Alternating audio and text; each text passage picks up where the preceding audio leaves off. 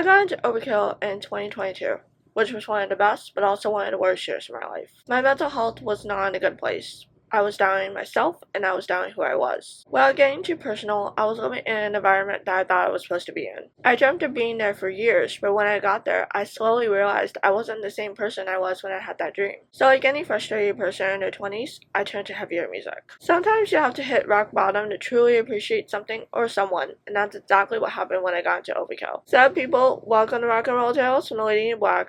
I'm your host, Lana. Today's episode is all about Overkill's 16th studio album, The Electric Age, which was released on March 27, 2012 in the US through E1 Music, and in Europe on March 30th, 2012 through Nuclear Blast. The album was produced by the band themselves. According to the album's liner notes, The Electric Age was recorded at Year Recording Studio in Shrewsbury, New Jersey from September 2011 to January 2012. According to part 1 of a behind-the-scenes documentary uploaded by Nuclear Blast, bassist Dee Verney admits the recording process was not much different compared to the recording process for Ironbound. Also stated in the first part of the documentary, guitarist Dave Links, I apologize if I'm pronouncing his name wrong, he used Justin Singh guitars, now called Mundell custom guitars, with a foreign amplifier, and guitarist Derek Taylor used Dean guitars with a dime amplifier. The reason I bring up the guitars and amps that Dave and Derek used is because holy cow, their playing is freaking amazing on this album. Based on the Overkill albums I've heard with them in the band, they make a really good guitar duo. To semi-quote Derek in part 1 of the documentary, the guitar licks are ballsy enough to choke your throat. The album was mixed by Greg Reilly, and according to Dee from part 1 of the documentary, Greg understood what the band wanted sonically, which was an album that was not too soft but not too hard. I think that last statement is really important to emphasize because when I first discovered Overkill, I thought they were too heavy for my liking because of Bobby Blitz's razor-sharp raspy vocals. But after diving into their music, there's a lot more depth and melody than I realized. Now I love Bobby Blitz's vocals because there's no one else that sounds like him. He's the voice of Overkill, and that will never change as long as Overkill are still around putting out killer music. According to part 2 of the behind-the-scenes documentary uploaded by Nuclear Blast, Dee says the main theme they had in mind for the Electric Age was energy. That's it. You can tell the guys had a blast making this record and that they love what they do. To quote Derek from part 2 of the documentary, it's way better than flipping effing hamburgers. In an interview with Guitar World, when asked about the album title The Electric Age, Bobby says, when we were still writing the album, I had the lyrics in a folder on my computer titled Power Company, and we were looking for something that sounded institutional, where people go, where they have to go, somewhere that sounds big and almost conglomerate, like to some degree. So it was Power Company, it was Northeast Power Works, Jersey Power and Light, wherever it may be. They came up with the title Electrocution Therapy one day and jotted it down and sent it to Dee. For me, it became Electric Rattlesnake, and then he sent me the Electric Age. When we're doing titles, you try to make the email just one title, so it either has impact or it doesn't.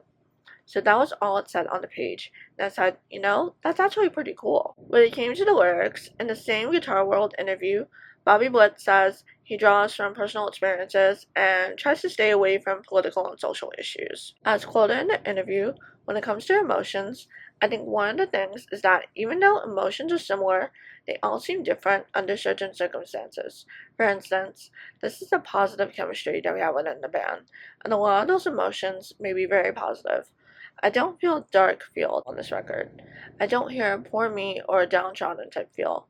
I feel an aggressive, almost addictive, I want a little more type feeling. The lineup that plays in the album includes Bobby Blitz Ellsworth on lead vocals, Dee Verney on bass guitar and backing vocals, Dave Links, I apologize if I'm pronouncing his name wrong again, on lead guitar and backing vocals, Derek Taylor on rhythm guitar and backing vocals, and Ron Lipnicki on drums. Since the Immortalis record from 2007, Overkill has had a very consistent lineup, with The Electric Age being the third album with Ron on drums. In an interview with Loudwire, Bobby Blitz says his wife described the band lineup as a middle-aged boys club, which I thought was adorable. Ron was the youngest in the band, and as mentioned in the Loudwire interview as well as the Guitar World interview, he brought a youthful energy to Overkill and inspired the rest of the band to up their game. Ron's last album with the band was The Grinding Wheel from 2017, but Dave and Derek are still with them. Thank freaking God. Hallelujah!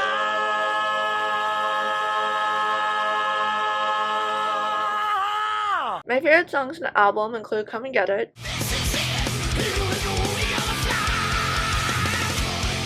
The The song begins with a drum beat that sounds like a cadence, like a heavy metal cadence. Intertwined with a chilling guitar riff, this intro goes on for 1 minute and 5 seconds before the mood immediately shifts for a pure adrenaline chaos. Dee Dee plays a malicious bass line, Bobby Blitz delivers his signature growls, and Ron is pounding away on the drums. FYI, Dee Dee's bass lines are always fire, and they're always going to be loud in the midst because all hell will break loose if he doesn't get his way. I am a peacock! You gotta let me fly!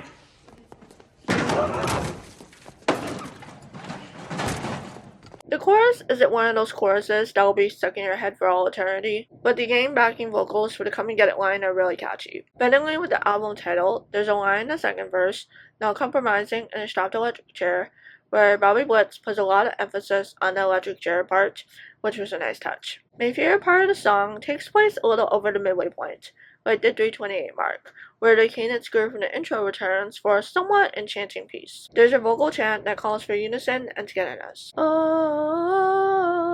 oh, oh. It gives me similar vibes to the vocal chant from Iron Maiden's Heaven Can't Wait. That feeling of bringing people together during the power music. This goes on until the 3:40 mark before Bobby Blitz transitions into the song's bridge. The tempo picks up again for the guitar solo. Next up, we have Electric Rattlesnake.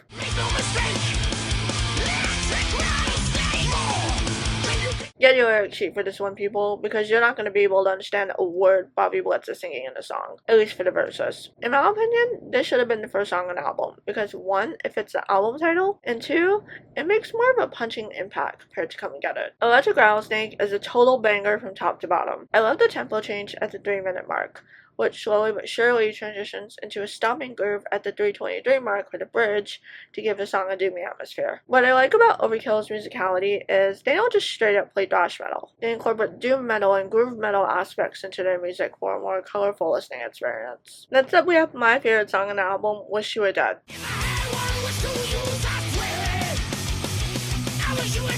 This song is about Tipper Gore from the Parents Music Resource Center. Are you crazy? Could have killed me! You're welcome! Sorry, bad joke, but I definitely got a kick from saying that out loud. Bobby Blitz's scream from the 17-second to 27-second mark should be enough to understand why I love the song so much. According to the same interview Bobby Blitz did for Guitar World, the song has a tongue-in-cheek sense of humor. There are even lyrics that reference Batman and Superman, giving the song a cartoonish vibe. Bobby Blitz also highlights that if you look at the song from a cartoonish perspective, it almost becomes positively emotional as opposed to negatively violent. I believe music is the greatest medicine in the world because there's a song for every emotion. If you're feeling happy, there's a song for it. If you're feeling sad, there's a song for it. If you're feeling mad enough to want to curse at the world, there's a song for it. It is a headbanger all the way through. Dee Dee is slapping away on the bass guitar because that's what he does. Bobby Blitz is singing like he's out for blood. I love the chorus. Ron is pounding away on the drums, and Dave's guitar solo is fire. Next up, we have Black Days.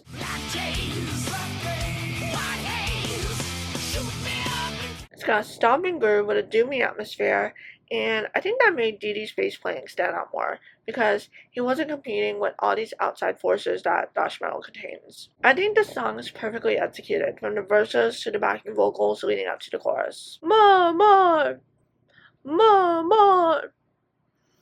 Wet days, wet haze, shoot me down the drilling highway. The instrumentation is heavy and gosh darn evil. My favorite lyrics from the song are Concrete Jesus got the law on the side, he gets his kicks, pissing on my pride. Also, there's a chilling instrumental section from the 3:08 to the 3:28 mark with the drums and bass that is just chef's kiss. I started this YouTube channel as a platform to promote the music I love. More specifically, rock and roll music. I'm not just talking about the greatest hits of AC/DC and Bon Jovi. I'm talking about Def Leppard deep cuts, Richie Sambora soul albums, and newer rock bands like Rival Sons and Blackstone Cherry. If you like this video, feel free to give it a thumbs up, subscribe to my channel, and hit that notification bell so that you never miss a video. Next up, we have Drop the Hammer Down.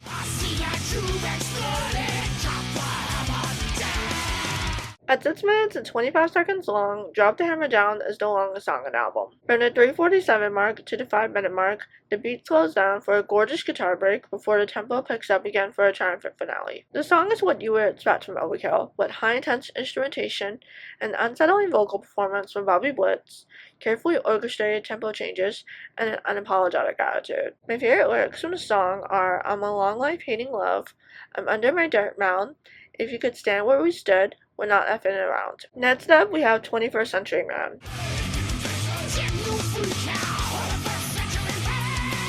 The song immediately grabs listeners' attention with Dee Dee's unmistakable bass prowess. It starts off as a typical thrash metal banger before the tempo slows down and speeds up for the chorus for an irresistible melodic hook. Looking at the lyrics, the song is essentially poking fun at people in the 21st century, with lyrics like preparing for the next war, iPhone in his hand, the innocence has gone away, too much info here to stay, and he's heading down a fast road, limited attention span.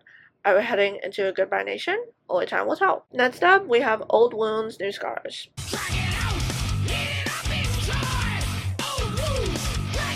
I love the title Old Wounds, New Scars because it just sounds freaking cool. Psychologically, however, it's a sad title now that I think about it. The instrumentation is excellent, especially when it slows down for the pre-chorus. Tempo-wise and time signature-wise, the beat reminds me of the chorus for Bon Jovi's Superman Tonight. The chorus pays tribute to Overkill's New Jersey roots with the opening line, got a lot of mouth for a Jersey white boy. The guitar playing is absolutely ballistic, the bass playing is insane, and it's a freaking banger. Whenever possible, whether they're their songs, their live performances, or Zero F's attitude, you can tell that Overkill are proud to be from New Jersey, and I really respect that about them. New Jersey is part of their identity, and that's why they have songs like Old Wounds, New Scars from the Electric Age, and Welcome to the Garden State from the Wings of War. Next up, we have Good Night.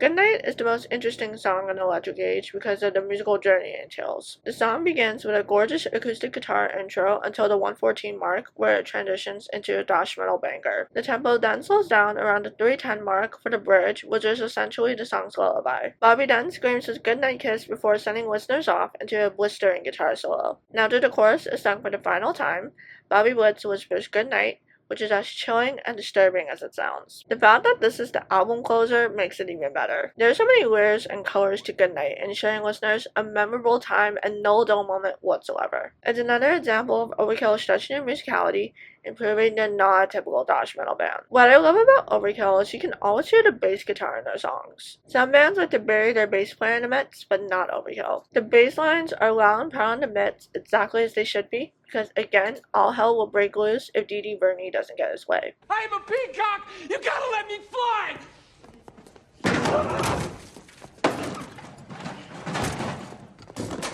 According to Wikipedia, The Electric Age sold around 6,700 copies in the US during the album's first week of release, being the first week of release sales for Ironbound, which sold around 4,100 copies. Wikipedia also says that The Electric Age was the first Overkill album to crack the top 100 on the Billboard 200.